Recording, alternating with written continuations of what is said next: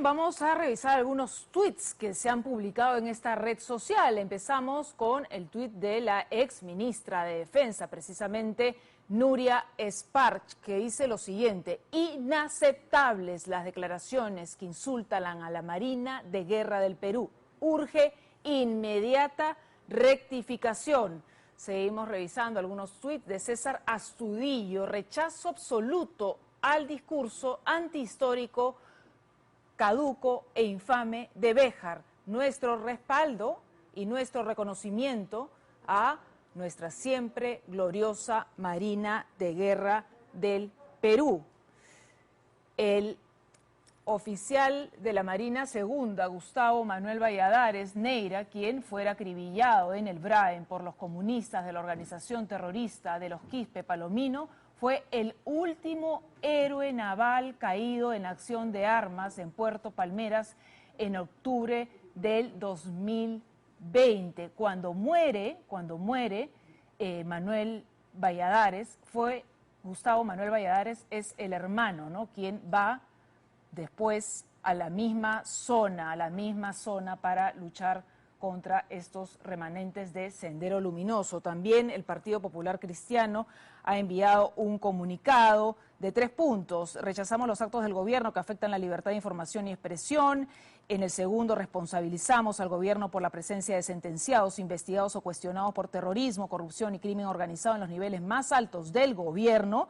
Y también, por supuesto, repudiamos las falsas declaraciones del canciller Héctor Béjar y solicitamos al Congreso su censura. Para hablar precisamente, y tenemos también un tuit, atención, del congresista Eduard Málaga Trillo. Dice: solicitud de rectificación y renuncia enviada hoy al ministro Béjar por el bien del país y la gobernabilidad. Necesitamos que el Ejecutivo enmiende el rumbo y nombre a los ministros más idóneos. Congresista Eduard Málaga del Partido Morado. Precisamente para hablar sobre todo esto, nos encontramos con Marisol Perestello. Gracias, doctora Perestello, por acompañarnos esta noche, exministra de Justicia y que está haciendo además el proceso de reingeniería en el PPC. Bien, precisamente sobre estas declaraciones que escuchamos ayer del canciller Héctor Béjar a través de Panorama, en una entrevista, es cierto, una entrevista pasada, ¿no?, antes que jurara al cargo de canciller, pero que son totalmente inaceptables. Pero además, pasada de febrero de este año, sí, exactamente. ¿no? El premier ha hecho hincapié en la fecha como si eso lo exonerara de responsabilidad, y en realidad lo que hace es poner en evidencia que ellos pretenden ser unos antes de y otros después del Fajín.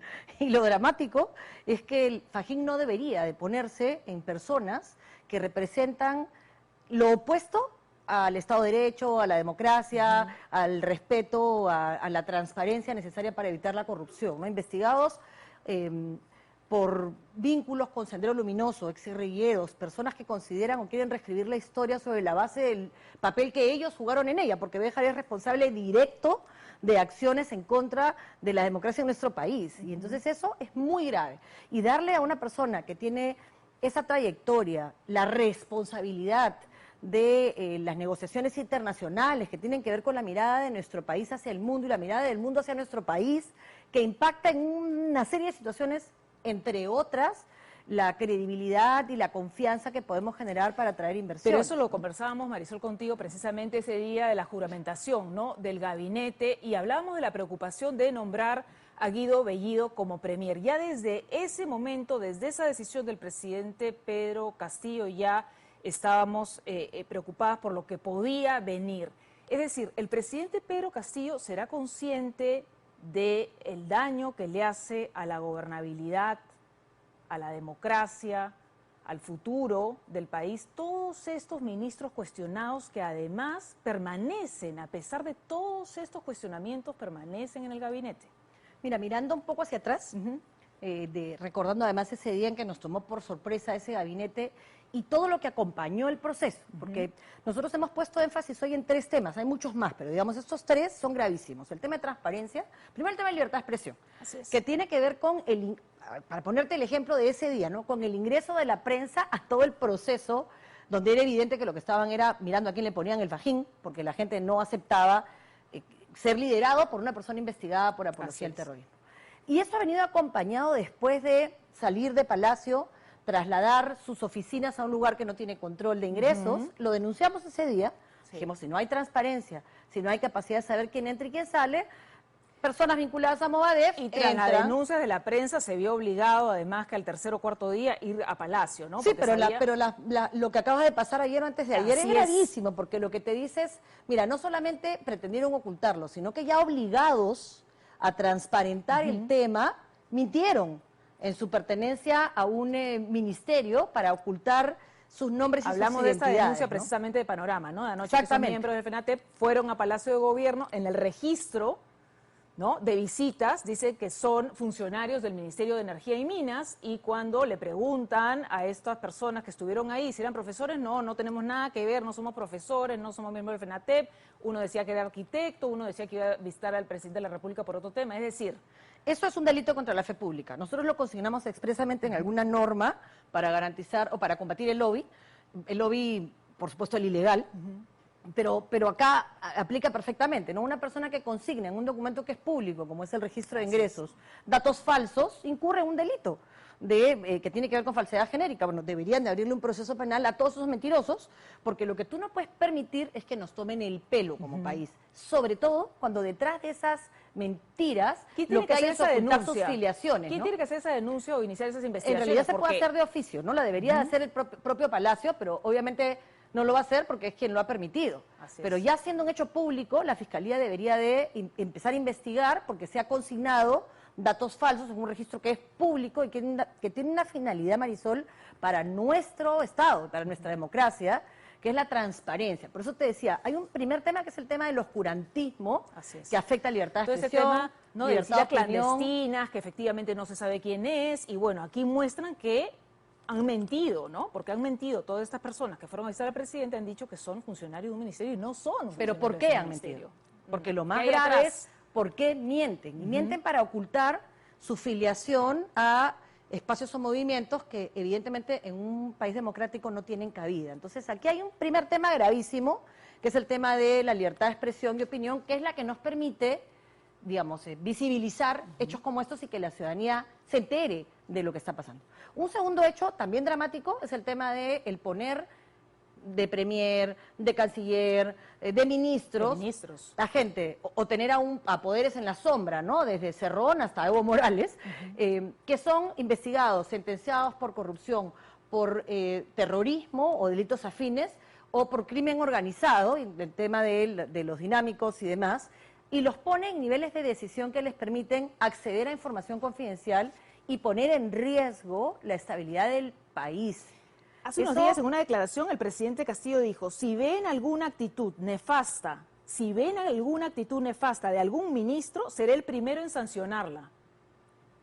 Pero de esto ha pasado ya 2 semanas, ¿no? Se han hecho los cuestionamientos, hay estas declaraciones, y sin embargo, el presidente no ha dado ninguna declaración al respecto. Ese silencio también es elocuente, ¿no? Porque un presidente que además ha llegado en condiciones tan particulares que cuestionaron su legitimidad, que debía ser el presidente de todos los peruanos y que se presentaba como alguien que rompía este equilibrio de crecimiento económico que se había dado en el Perú y de estabilidad regional que nos generaba pues expectativa, que nos permitió además seguir creciendo a pesar de tener todos los cambios de presidente que hemos tenido en los últimos años. Tiene pues gestos como el tema pero lo que él prometía era el cambio, ¿no es cierto? Claro, entonces todos sus votantes, por supuesto que querían ese cambio. Pero todos queremos cambios, Marisol. Un cambio para mejor, ¿no? Por supuesto. Pero claro, al ya llamar a estos personajes cuestionados con investigaciones como nivel. El gabinete del Bicentenario, se prendieron todas las alarmas. Sin nivel, porque además no saben. Tú no puedes entrar al Estado a aprender. Fuera de que se van a ir presos todos porque van a hacer malversación de fondos, consciente o de manera inconsciente, no puedes llegar a manejar un tráiler con tu brevete de moto, pues no puedes. Te vas a estrellar y vas a llevar a todos tus pasajeros al despeñadero. Y lo que está pasando acá, ¿no? Un chofer de moto o de patín quiere manejar un tráiler. No, y además, por ejemplo, ahora con este tema del canciller Héctor Béjar, Cancillería ha sacado un comunicado que lo revisamos hace algunos momentos, donde decía que estas declaraciones habían sido sacadas de contexto, ¿no? Que estas declaraciones no eran así, ¿no? y era un tema de la prensa, de la información. Vamos a ver si dentro de un reto podemos revisar algunas frases de este comunicado. Y cuando todos hemos escuchado lo que ha dicho, claro, cuando no era canciller todavía, pero efectivamente no son unas declaraciones de hace 30 ni 40 años, ¿no? Son unas declaraciones de hace algunos meses. Que además las sumas a las acciones que está llevando a cabo, el tema de salir del Grupo de Lima, que ha sido tan importante en este impulso de atender las necesidades del pueblo venezolano. Y entonces, o pretender denunciar la competencia contenciosa de la Corte Interamericana, que con todos los defectos que tiene, es un espacio donde tú puedes acceder a justicia, aunque sea tarde, pero por lo menos es el espacio en el que todavía se puede confiar, con todas las críticas que yo además sostengo ante la Corte y su incapacidad absoluta de accionar la Comisión Interamericana para evitar que lo que pasó con el Jurado Nacional de Elecciones terminara llegando a cuestionar la legitimidad del proceso. Mañana el Consejo Directivo van a ver de incluir esta moción de interpelación contra el canciller Héctor Béjar. ¿Cuál es el proceso?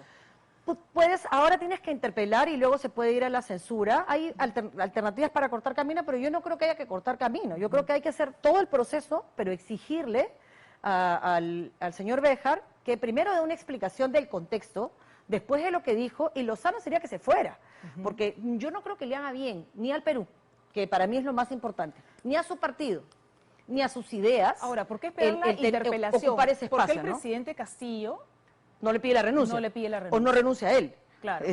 Porque no tienen sangre en la cara, Marisol.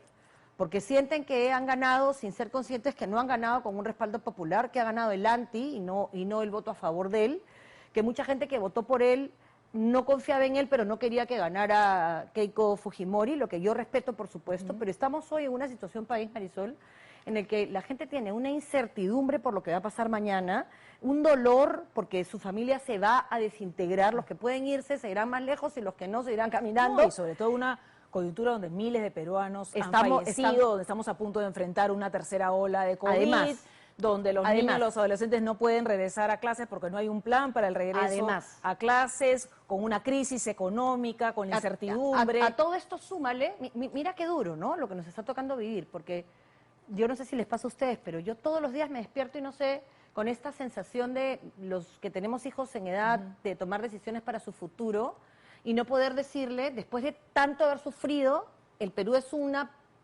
espacio donde hay que trabajar para construir, pero en el que deberías de construir tu futuro, como yo que me quiero morir y estar enterrada en mi tierra, ¿no?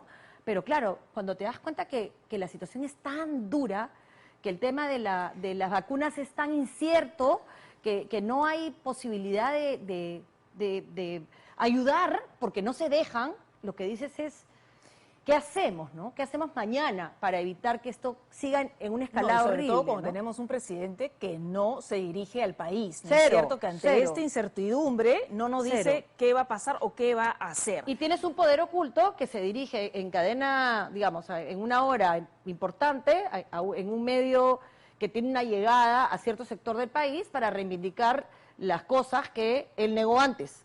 O sea, el presidente Castillo dijo, yo no voy a hacer lo que dijo Cerrón en términos de marxismo, leninismo, que defiende el plan de gobierno de Perú Libre. Tienes una pelea interna entre los que quieren comprar un kit y los que quieren comprar otro para consolidar su poder. No, una pelea interna entre el ministro de Economía, Pedro Franque, que un día dice una cosa que quiere de alguna manera calmar a los mercados, calmar a la población con un plan, con una estructura, y al día siguiente sale un premier desmintiendo absolutamente todo lo que dice el ministro. Eso es una vergüenza. Y tienes además el anuncio de un bono de 350 soles para un montón de peruanos, 13 millones de peruanos que ganan 3.500 soles. ¿Cuál es su noción? No entiendo. O sea, ¿por qué no fortalece el soporte y el apoyo a quienes en realidad no tienen mañana qué comer?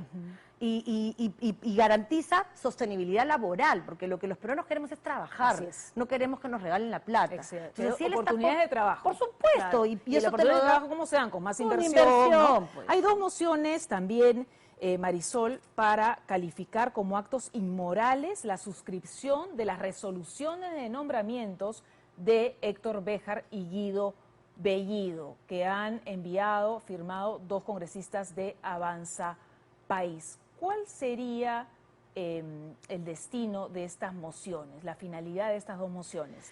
Para calificar como actos inmorales la suscripción de resoluciones, que además han sido firmadas ¿por quién? Por el presidente de la República, Pedro Castillo. Yo lo que creo es que tenemos un montón de alternativas políticas democráticas Sí. que tenemos que usar. Primero hay que explicarle además al país que esto no es contra el cambio. Todos queremos el cambio, todos queremos que no exista pobreza, todos queremos generar condiciones de igualdad, pero no cargándonos las cosas que sí han funcionado. Necesitamos seguir creciendo, necesitamos seguir generando inversión.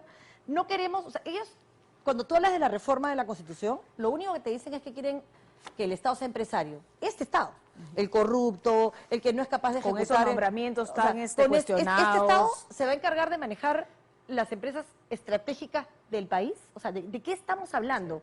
Y van a vender una ilusión de que con una modificación constitucional, que además se puede dar con esta Constitución, el problema se resuelve.